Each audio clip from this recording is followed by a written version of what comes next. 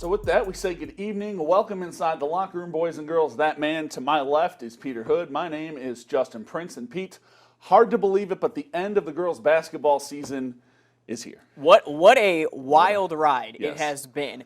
88 days since games started getting played here in the Hoosier State. We've had cancellations out the wazoo, postponements, quarantines, and more. But Prince, here we are. We've almost made it through the entire season. Sectional play begins next week. But first, we got one more conference title we got to figure out tonight. Yeah, the NECC, ACAC, NE8, and TRC all have their conference champs crowned. The SAC, the lone area league that remains in question, but that could all change tonight. For the first time since 2016, a team not named Homestead, Pete, has the chance to claim the conference. Yeah, definitely been a while. Carroll, they sit alone at the top with a 7-0 record and has a chance to clinch the SAC crown, visiting Snyder tonight, looking to keep their dreams for a conference title alive. Let's get you out to Kilmer Court. Chargers, they're looking to lock up their first SAC title in school history. They trailed by 4 at half, came out with a vengeance in the third, down just 2. Sanaya Jackson, strong take to the cup. She ties the game at 45 apiece. Later on in the quarter, Carroll up 3 and adding to it, Delaney Sheets tickles the twine from deep. Carroll takes a 6-point lead. They lead by 4 after 3, and then in the fourth, Snyder continuing to snick around. Jordan Poole, such a talented freshman. Pull-up triple. We're tied at 67, but then Carroll would make a run. First, it's Sheets hitting the triple try again, 11 points for her. And then off of the Snyder turnover, you're going to see Kayla Gibbs turn that into a fast break bucket. That caps a 7-0 run for Carroll, and the Chargers take a 74-67 lead. Snyder trying to stick around once more. Here you see Poole again. My goodness. From distance. 20 points for the freshman. Cuts the lead to 3, but the Panthers would have to play the foul game, and Carroll would ice it at the free throw line. Sanaya Jackson finishes with a game-high 26 points. Carroll claims their first SAC title with the 79-75 win tonight. It's really meaningful. It means a lot because this team has worked so hard for that, and that's something that we made a goal for at the beginning of the season, is to just go as far as we can. So being able to play as a team and really make that happen is really exciting, and everybody's really happy about it. It's really exciting. Like, this season's been a lot of fun, and I can't wait to see where we go in sectionals and even farther than that, and we've just been having a lot of fun while we're winning. Our focus every year is just going and win sectionals and moving on there. And if we win the conference on the way, that's a bonus. You know, we weren't focusing on that. We were focusing on tonight. Okay, what do we have to do to get better? We're going to see this team again. What do we need to do so that we're not in this position? And so I think today we got a lot out of this. I think we're going to learn a lot, and I think we got the girls focused. Congrats to Carroll. The Chargers will wrap their regular season tomorrow. They will play Wayne. Looking forward to a potential rematch between those two teams in absolutely. sectionals. Over to Mark Sheff Gymnasium, Homestead visiting the Bruins. Prince, I don't know if you've heard, this Ayanna Patterson girl, number 34 on your screen, she's pretty darn good at the basketball thing. Ranked number 3 in the country in her recruiting class of 2022, according to ESPN. Had 43, a program record the other night, and picked up right where she left off. Put Sparty up 13 there later in the second quarter. How about another for Patterson? Can't guard her one-on-one, can't guard her two-on-one either. Homestead up by 15 at that point. Northrop inching a little bit closer before the half. Here comes Amanda Thatcher.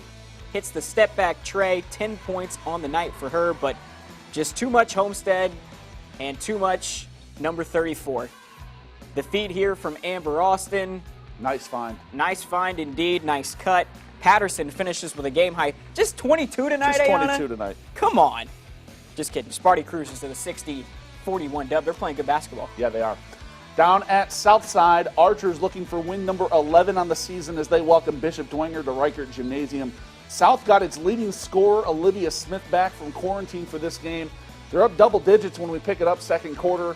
But the Saints not going away. You saw Lexi Linder with the lay-in moments later. It's 3 sports star Cecilia Garrett tickling the twine for 3. That caps a 9-2 Bishop Dwenger run. The Saints are right back in it. They're within 5. But the Archers have an answer. Annika Davis, impressive-looking freshman. We see a lot of them. There are some really good freshmen in this city. Yes, there are. Drives right around her defender, all the way to the cup for a deuce, and then it's the Youngstown State signee, going to work down in the paint. Lamaya Woodson gets good position. It's pretty automatic from there. Smith scores a game-high 27 in her return as the Archers, they go on to win this one tonight. Whoop! They roll to the 63-48 victory. I was hoping that'd make the highlights. Did. Over at Baihei Arena, 3A number 10 Concordia wrapping up its regular season against the Northside Legends tonight, and Cadets went inside to their big gun early and often, and when I say early, Prince, this was the first possession of the game. That's a little too easy for Shantice Craig. More from her in a moment. Northside, though, they battled in this thing for the majority of the first quarter. Got some promising young freshmen. Speaking of the youngsters, Olivia Jones, one of them, saw her knock down the tray ball. That put North up by 3. But on the other end, Craig, just too much to handle. She is a load. She really is.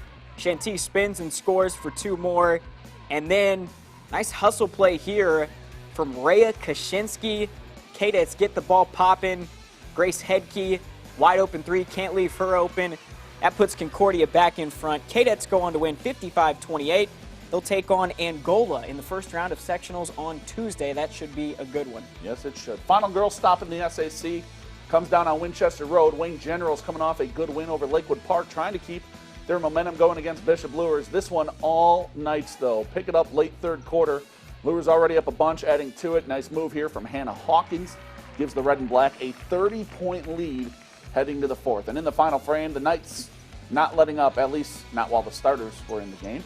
Anna Parent doing it all by herself, and then you're going to see Parents again. Another strong take to the rack. This time, give her the hoop, plus the harm. You heard the whistle. Bishop Luers wins easily tonight, 58-43 the final. They'll take on Norwell in sectionals on Wednesday. Parent out there punishing kids. Yes, she is. Get it? Yes. That was bad. Send them to her room. How about some NECC action? Garrett, they clinched their first outright conference title since 2014 earlier this week, taking on Lakeland tonight. Don't hurt them, Taylor Gerke. Kicks it out to Bailey Kellum for 3. 3 of her team high 20 puts Garrett up by 20.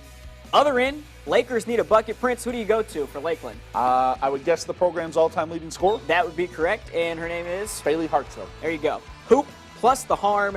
But it wouldn't matter. Garrett was a runaway train tonight. This time it's Gerke doing it herself. She finishes with 15 points. Ooh, Railroaders led 40-11 at the half. That's a good Lakeland team. Yes. Garrett goes on to win 62-49. Coach Lapidot's career 150th victory. Congrats, Coach. Yep. Albion, we go. Central Noble taking on Churubusco. Pick this one up second quarter. Busco keeping it pretty tight early. 3-ball here from Kara DeBolt makes it a 6-point ball game after that 3. But then the Cougars started to pull away. Other end, it's Bridget Gray for 3. She finished with 23. Big reason the Cougars unstoppable tonight. Few possessions later, the burst of speed by Maddie Weiss for the layup. She finished with 20. Busco, they're just trying to keep this thing a game at this point. Georgia DeBolt for 3 cuts into the lead. But the Eagles offense just not enough tonight. Great pace here from Gray to Lydia Andrews. That's an easy bucket. Cougars win this one 67-23 the final.